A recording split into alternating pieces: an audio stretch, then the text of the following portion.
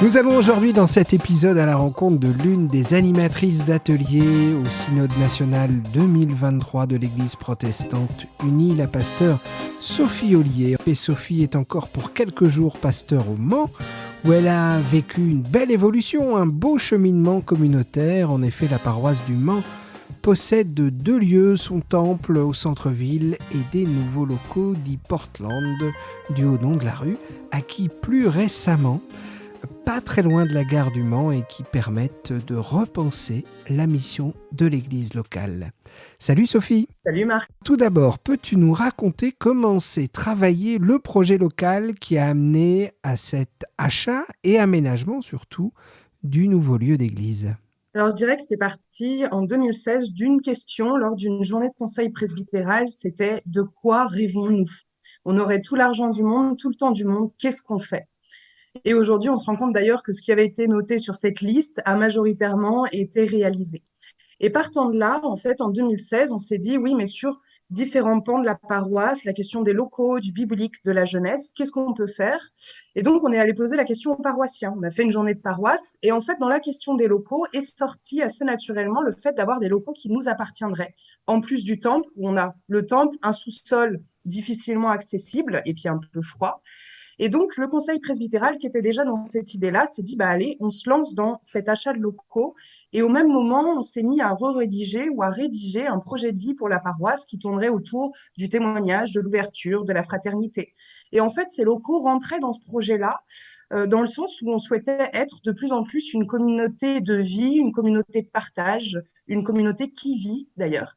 Et donc, au fur et à mesure, ça s'est fait assez rapidement au final, puisque on a pris la décision en 2017 de chercher des nouveaux locaux. En 2018, on vendait l'ancien presbytère pour acheter ces nouveaux locaux. Et puis bon, après, architecte, Covid, tout ça, on a commencé les travaux de réfection et d'agrandissement en 2021 pour faire une inauguration en 2022 de ces nouveaux locaux.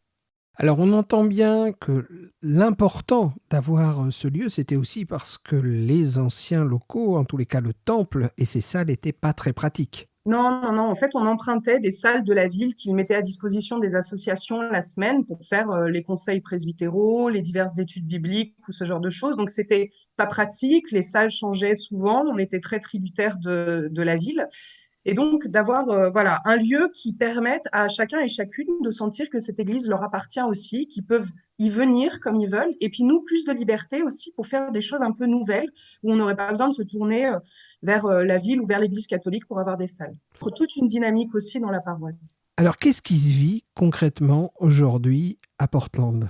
Alors, qu'est-ce qu'on vit? On vit les parcours redécouvertes qui pourraient peut-être s'apparenter un peu type parcours alpha. On a pour la première fois aussi fait un culte dans ces nouveaux locaux parce que là, d'un coup, on a des chaises et des tables et plus des bancs. C'est plus propice au partage. On a plus de repas aussi, au moins une fois par mois. Et puis, on a tous les jeudis ce qu'on appelle les proto-bistros. En fait, entre 18h et 20h, ceux et celles qui le souhaitent viennent, on boit un coup, on mange des cacahuètes et chacun vient avec son sujet d'actualité ou de foi ou de vie ou d'église. Et puis, on discute très simplement comme si on se retrouvait finalement avec des amis au bar, quoi. On a aussi les rencontres du mardi, ça c'est pour plutôt pour ceux qui travaillent pas ou qui sont retraités et qui viennent partager une fois par mois autour d'un sujet.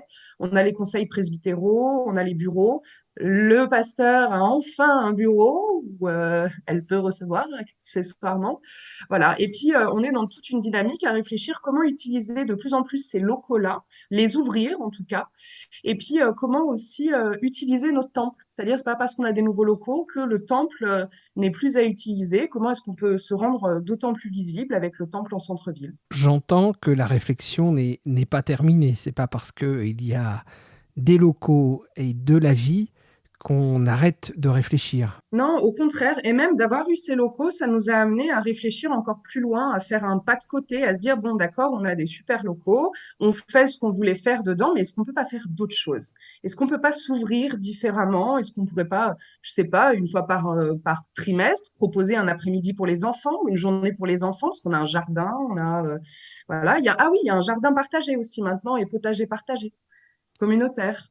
Donc voilà. Et en fait, ça nous invite à repenser carrément la mission de notre Église. On reprend très régulièrement et en conseil presbytéral et avec les paroissiens ces dernières années, le projet de vie qui évolue, qui avance, qui se redéfinit en continu pour qu'on puisse poursuivre quoi, et s'ouvrir. Alors, c'est pas trop compliqué, je dirais, tout le temps de remettre sur l'établi cette réflexion, cette vie qui change, qui bouge, à la fois bien pour toi, ministre, et puis aussi pour la communauté, parce que du coup, qu'est-ce qui reste stable, c'est parfois déstabilisant pour les paroissiens qui sont là depuis toujours. Oui, tout à fait. Après, on garde toujours nos trois mots de témoignage, d'ouverture, de fraternité. Et en fait, on essaye de plus en plus, enfin, on le fait déjà depuis un moment, mais de nous mettre à l'écoute de notre communauté et de l'environnement qui nous entoure. Et c'est pour ça aussi que petit à petit, cette mission, elle se redéfinit, elle s'ouvre différemment, elle est pleine de créativité. En fait, ça nous invite à la créativité parce qu'on entend que les personnes qui rentrent dans le temple aujourd'hui se posent les questions différemment qu'il y a 20 ans, ont besoin peut-être de quelque chose de différent. Donc ça nous oblige à repenser à la fois, je dirais, ce qui a toujours existé dans notre Église, et puis où est-ce qu'on peut faire un pas de plus en avant ou de côté à l'écoute de celles et ceux qui passent la porte du temple. Donc en fait, c'est plus quelque chose de stimulant parce que ça nous apporte plein de nouvelles idées et de belles choses à faire. Et alors justement, est-ce qu'il y a eu de nouvelles personnes qui ont passé les portes tant du nouveau lieu que du temple? Oui, petit à petit, mais en fait, je dirais que ça dépend moins des locaux que de toute la dynamique qui se met en place et qui s'est mise en place ces dernières années, qui fait que de plus en plus, c'est une communauté qui met en avant sa diversité, qui l'entend et qui la vit aussi bien dans les cultes que dans les diverses rencontres. Et donc, ça permet à certains qui n'ont jamais entendu parler de la religion ou de Dieu ou voilà, de rentrer et de sentir qu'on parle à eux aussi avec un langage d'aujourd'hui et qui sont accueillis. Et en fait, on a aussi fait le choix pour cette année-là de mettre l'accent principalement sur des temps de rencontres simples, des temps de partage, des temps de pot ensemble, de café avant le culte, de pot après les cultes, les proto-bistrots. En fait, déjà se rencontrer les uns les autres, témoigner ensemble les uns avec les autres, qui ensuite nous invitera à faire d'autres projets. Alors vous avez aussi fait un pas de côté dans votre réflexion en vous rendant à Londres avec un projet qui s'appelle le projet Zacharie et qui vous a permis, avec d'autres paroisses de l'Église protestante unie en février 2023 notamment, de découvrir quelques nouvelles manières d'Église et aussi partager ainsi la bonne nouvelle avec ces nouvelles découvertes.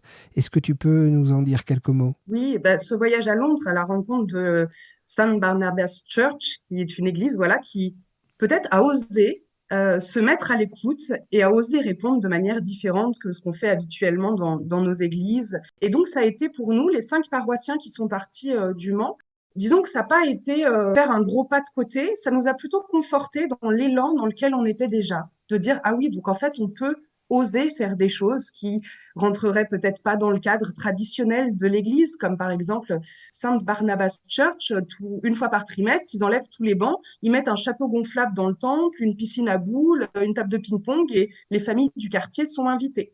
Parce qu'en écoutant le quartier dans lequel ils étaient, ils se sont dit, tiens, il y a quand même pas mal de familles et il n'y a rien qui est offert pour, qu'est-ce que nous, on pourrait faire?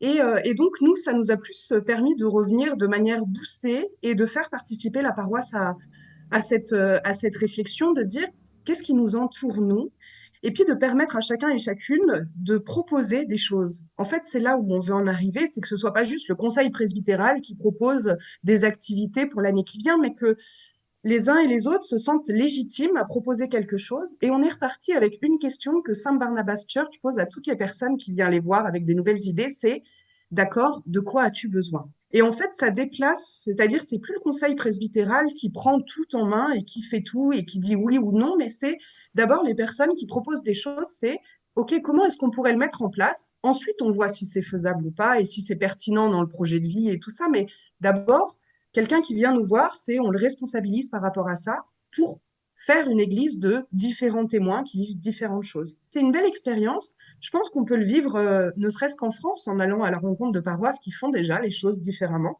Mais de partir à Londres, nous, ça nous a beaucoup aidé. En tous les cas, merci Sophie de ce partage. Tu es donc, je le rappelle, pasteur au Mans encore pour quelques jours et à partir de Oui, l'été 2023, pasteur à Paris-Panthemont, Luxembourg. tout à fait. Merci pour ton dynamisme et ce bel accompagnement communautaire qui a permis et continue de permettre d'oser et de croître. C'est un bel héritage que tu vas laisser au Mans et que d'autres ministres pourront ensuite habiter. Alors, une dernière question.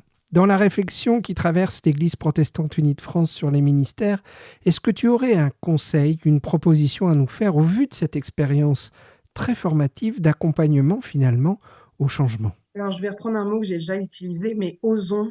Osons nous déplacer, osons vivre les choses différemment. De nouveaux ministères, ce serait magnifique pour notre Église parce que chaque paroisse est différente et certains pourraient développer un pan de la paroisse en ayant quelqu'un à mi-temps ou à temps plein sur un sujet en particulier pour porter la paroisse. Et donc, moi, je pense que ça nous permettrait aussi de nous recentrer sur ce qu'est le ministère pastoral et permettant à celles et ceux qui veulent vivre et donner du temps à l'Église de pouvoir le faire simplement et avec plein de dynamisme porté par l'Église. Nourri de cet élan et de cette présentation et remarques, rendez-vous pour ceux qui passent au Mans pour 24 heures ou plus, au Temple et au centre rue de Portland évidemment. Bonne suite de ministère à toi du côté de Paris, mais aussi à tous ceux qui sont et seront au Mans ces futures années. À bientôt Sophie. À bientôt.